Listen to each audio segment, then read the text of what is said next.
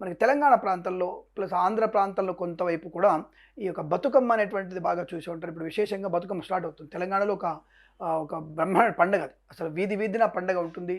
అసలు డీజేలు పెట్టి బాధ్యత, కానీ డీజే లాంటివి పెట్టకుండా అసలు బతుకమ్మ పాటలు చాలా మంచి శ్రావ్యమైనటువంటి జానపద పాటలు అవి.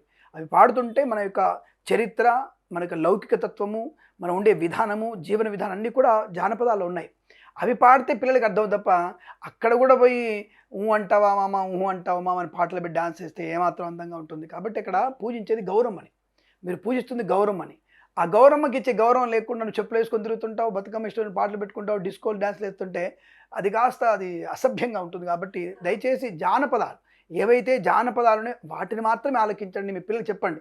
జానపదం అంటే మన సంస్కృతి, మన సంప్రదాయాన్ని చెప్పే తత్వం. చాలా బాగుంటాయి పాటలు. అసలు జానపదాలు అమ్మవారి పాటలు చాలా బాగుంటాయి. సో ఒక్కొక్క పువ్వే సందమామ అనేటువంటి పాటలు కానివ్వండి, మా అమ్మమ్మ బాగా పాడేది. అంటే అటువంటి తత్వం. అంటే ఇక్కడ మీకు ఎందుకు చెప్తా అంటే 21వ తేదీ అమావాస్య మనకి ఈ నెలలో. అమావాస్యలో ఎంగిలి పువ్వు బతుకమ్మ చేస్తారు.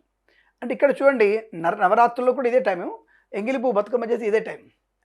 అమావాస్య వెళ్ళిన తర్వాత నవరాత్రి స్టార్ట్ అవుతాయి. కానీ ఎంగిలి పువ్వు బతుకమ్మ ఇప్పుడు ముందే పెట్టుకుంటారు వీళ్ళు. ఎందుకు? నవరాత్రులు ఒక భాగం ఇది. అదేంటండి స్పెషల్గా ఎందుకు వచ్చే నవరాత్రులు అంటే, గిరిజనులలో అప్పటికి ఇంకా బయటి ప్రపంచంలోకి వచ్చేవాళ్ళు కాదు. ఈ ఈ రజాకారుల సంబంధమైనటువంటి దుర్మార్గపు చెరలు మనం ఉండి, ఆ దౌర్భాగ్యుల యొక్క చెరలో ఉండి వాళ్ళు గ్రామాల్లో ఉండిపోయారు. వాళ్ళు బానిసలుగా మారిపోయారు.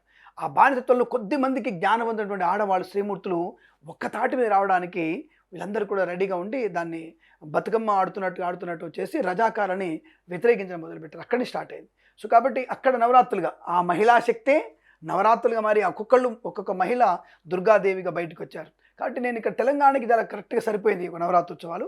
ఇది అమావాస్యతో ముడిపడింది. నేను చెప్పడం ఉద్దేశం ఏంటంటే, భాద్రపద అమావాస్య ముడిపడింది.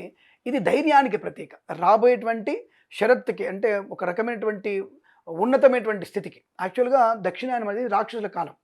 దక్షిణాయనం అంటే రాక్షసుల కాలం, ఉత్తరాయణం దేవతా కాలం. కాబట్టి ఉత్తరాయణం అయిపోయిన దక్షిణాయనం కాబట్టి ఇక్కడ రాక్షసుల యొక్క ప్రభావం ఎక్కువగా ఉంటుంది. కనుక ఇటువంటి శరన్నవరాత్రి ఉత్సవాలు జరిపితే మనకి చైతన్యవంతమైనటువంటి విజయాన్ని పొందుకొని జీవనం అనేటువంటి ప్రయాణంలో ఆసక్తిని, ఆనందాన్ని, విద్యను, ఉద్యోగాన్ని, వ్యవహారాన్ని పెంపొందించుకునే అవకాశం ఉంటుంది. కాబట్టి ఈ అమావాస్యతో మొదలైనటువంటి నవరాత్రులు అద్భుతమైనటువంటి శక్తిని మనకి సుఖాన్ని అందించేటువంటి కాలంగా చెప్పబడుతుంది. కాబట్టి ఈ భాద్రపద అమావాస్యకి బలం ఎక్కువగా ఉంటుంది.